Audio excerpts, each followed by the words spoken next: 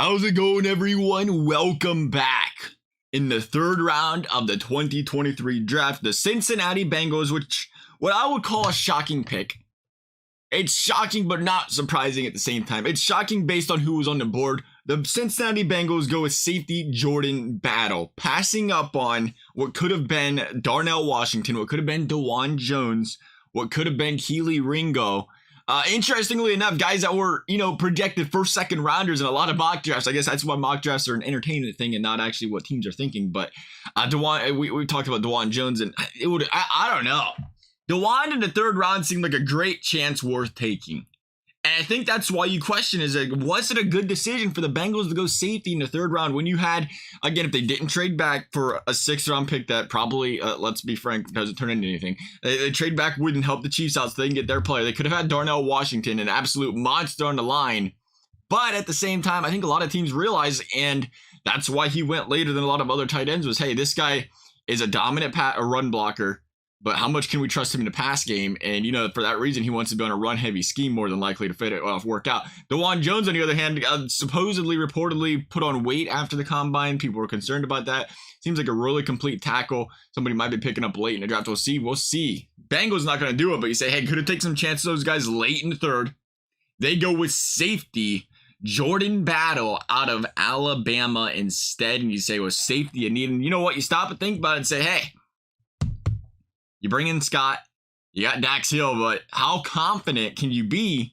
You bring in a rookie, you got to bring in a guy that's been playing backup. How confident can you be that's your starting duo? So you say, hey, let's go out.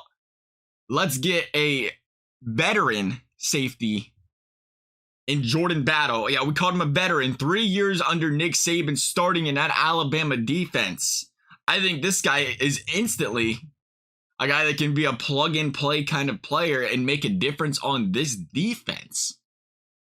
I put a lot of praise and a lot of credit into that. When a guy can sit there and play 3 straight years on a Nick Saban defense, a team that has been historically a great defense, and obviously the coach and the accolades there under his mentorship, you let this guy play 3 straight years and he just watched the way he's played.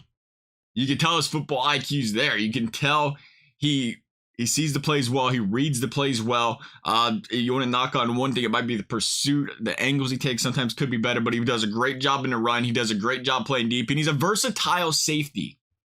This is a guy that played about half of his snaps deep, and he played about half of his snaps in the box. A lot of slot action as well here. So it's another guy that Bengals bring in and say, hey, he can do it all, something they love. He's not quite the athletic menace that they've been taking in these other rounds, but he's a guy that can do it all from a versatility standpoint, something else the Bengals defense has really been looking for here. To think this guy can line it up in some coverage in the slot, line it up, make some big plays in the box, line it up, stay back deep.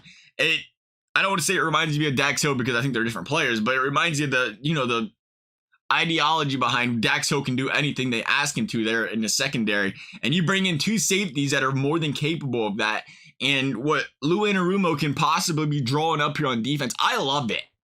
I think it's a big step here. I love that the Bengals went 3 straight defensive players this season. They knew it'd be hard to keep their defensive players last season. They knew they had to retool. They were not taking that lightly. I know it was a lot of people were concerned that the Bengals were letting players go, not signing them. And they went into the draft and said, we're going to address all these needs, and the defense is not going to be the reason we do not win a Super Bowl this season, because look at the weapons. I love this. I mentioned that already. The weapons, the chances for the Bengals to mix up packages, possibly disguise coverages, when you got a couple of safeties that the Bengals are going to have here now on this football team, not to mention a edge rusher there out they took in the first round. I think it's a great pickup. You got to have one of those guys that's always in the right spot at the right time. He doesn't get beat a lot. In a league where, again, it's pass heavy. You're playing all of these quarterbacks, these offensive juggernauts in the AFC that you have to get to the Super Bowl. And you bring in a guy that's more than capable of being a guy that can keep the top on defenses. I think the Bengals did all right here. Can't go wrong with defense. Defense does still win championships, in my opinion. So we'll see what we have going on here. Love you guys' thoughts. Thank you guys for watching. We'll see you next time.